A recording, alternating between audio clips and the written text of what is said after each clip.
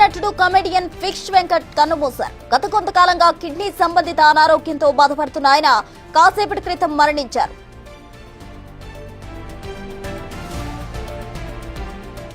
Gabbar Singh, Daruvu, Devudu Chesina Manushulu, Sudigadu, Brindavanam, Subramanyam for sale Aadi సహా పలు చిత్రాల్లో తన కామెడీ నటనతో ఆకట్టుకున్నారు ఫిష్ వెంకట్.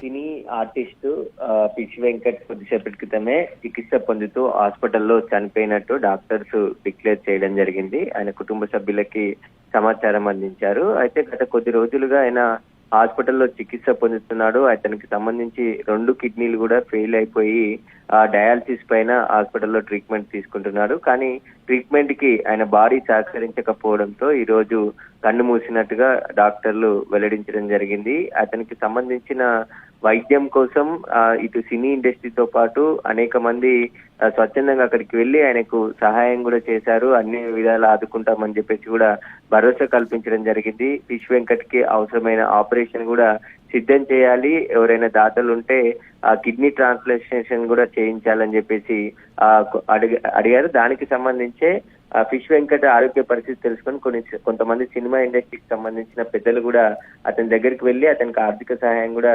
చేయడం జరిగింది.